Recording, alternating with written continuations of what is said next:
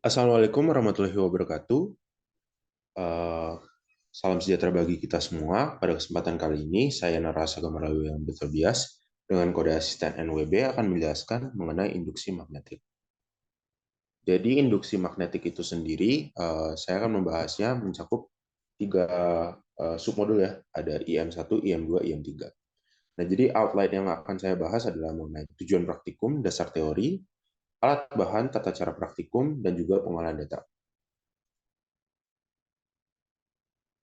Nah, pertama-tama tujuan praktikum.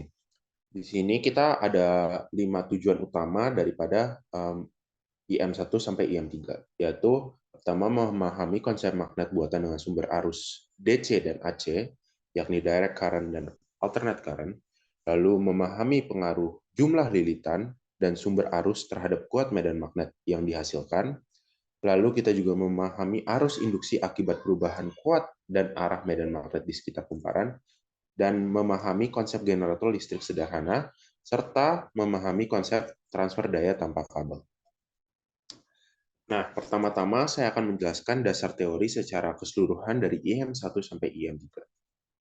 Nah, pertama-tama kita tidak terlepas daripada fenomena magnet. Nah, jadi di sini saya akan menjelaskan sebuah fenomena magnet. Fenomena magnet buatan adalah fenomena yang ada pada awalnya sudah dijelaskan oleh Oersted, bahwa arus listrik yang mengalir pada suatu penghantar dapat menghasilkan efek medan magnet.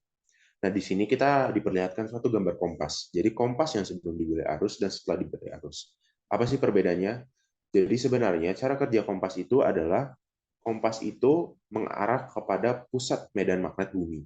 Akan tetapi, jika kita dekatkan suatu magnet buatan berbentuk batang ataupun berbentuk U yang dibuat dari manusia, kita dekatkan kepada kompas, maka arah jarum kompas itu akan berubah menuju kepada si batang magnet tersebut.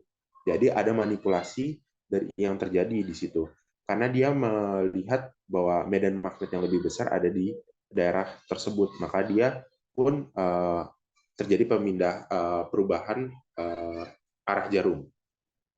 Selanjutnya di sini juga diperlihatkan bahwa ada dasar teori mengenai suatu rumus yang Biot-Savart. Jadi di sini menunjukkan secara matematis hubungan antara kuat arus, titik pengamatan, dan kuat medan magnet dengan menggunakan formula sebagai berikut. Jadi dB mu 0 I per 4 pi kuadrat ds kali R vektor. Jadi di sini kita bisa lihat ya, makin besar I atau kuat arus itu, maka makin besar juga nilai dB. Sedangkan mu 0 ini itu bersifat suatu konstanta ya, 4 pi kali 10 pangkat min 7 WBAM. Jadi dia suatu konstanta tetap 4 pi R kuadrat ds R kuadrat. Jadi kita bisa tahu ya, luas penampangnya makin besar, maka juga makin kecil si dB itu, nilai dB-nya tersebut. Nah, di sini juga dijelaskan bahwa suatu medan magnet yang konstan tidak dapat menghasilkan arus listrik. Namun, perubahan flux medan magnet yang dihasilkan arus listrik atau hukum induksi Faraday, arus listrik inilah dinamakan arus induksi. Jadi, di sini ingin dijelaskan bahwasanya untuk menciptakan sebuah arus listrik itu tidak bisa dibuat dengan medan magnet yang konstan, tapi harus ada perubahan atau deviasi, ada perbedaan. Nah, jadi di sini perubahan flux magnetik yang melintasi loop seluas A, nah ini yang kumparan biasa, NBA cos theta. Terus jika flux yang melalui kumparan dengan N lilitan berubah sebesar delta theta B dalam waktu delta T, maka besarnya gagal induksi adalah ini. Nah, jadi ini dua rumus yang nantinya sering terpakai di modul ini ya. Nah, di sini kita juga lihat bahwasanya theta B atau nilai theta B itu akan makin besar jika nilai kumparan itu makin besar atau nilai N itu makin besar serta nilai A-nya juga makin besar. Selanjutnya, ada juga arah induksi baru dapat dijelaskan oleh Frederick Lenz yang dikenal sebagai hukum Lenz, yaitu gagal induksi dan arus induksi memiliki arah sedemikian rupa sehingga melawan muatan yang menghasilkan GGL dan arus induksi tersebut. Nah, di sini ada beberapa alat dan bahan yang mungkin akan saya skip. Nah, lanjut kepada pertanyaan-pertanyaan analisis ya. Nah, yang terakhir itu transfer daya tanpa kabel.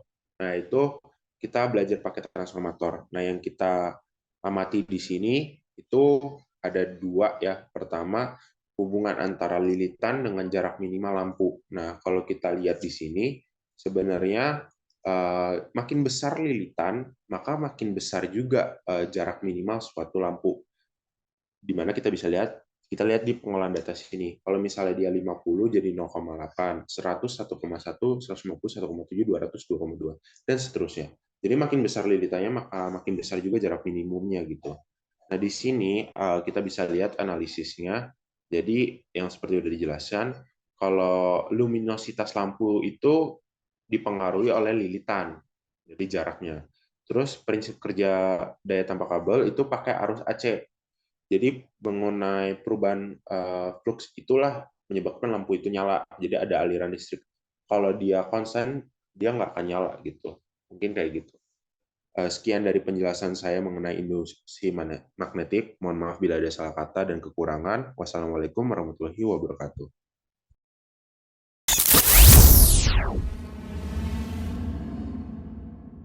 Oke, baiklah pada submodul terakhir atau submodul ketiga pada percobaan kelima, yang mana ini kita kita mengubah energi listrik ke magnet dan disambungkan ke LED. Jadi di sini ada alat transformator dan di sini kalian bisa lihat di sini ada angka 5 sampai 20. Nah, jadi angka ini kita kalikan ke 10. Jadi seperti contoh 5 dikali 10 50, 10 kali 10 100 dan sampai seterusnya sampai 20. Jadi cara penggunaan alat ini kita ya hidupkan dulu transformatornya. Jangan lupa ditarik dulu supaya dia nggak nempel. Jadi ini tidak boleh menempel ke sini. Magnet ini tidak boleh saling menempel. Oke, pertama kita coba pada 5.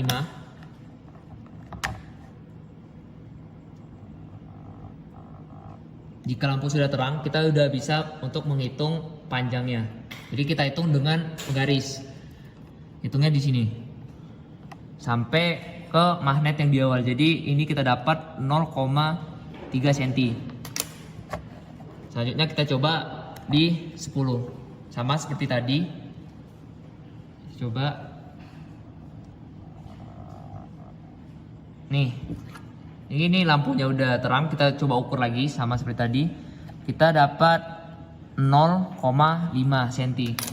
Dan selanjutnya 15. Kita coba juga sama.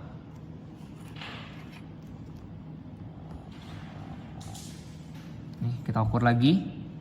Kita dapat 0,6 cm. Dan terakhir 20. Kita coba.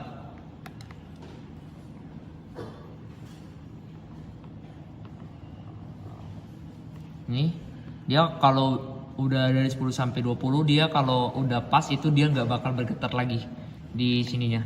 Jadi itu udah bisa untuk dihitung. Jadi yang terakhir untuk 20 kita dapat 0,7 cm. Oke.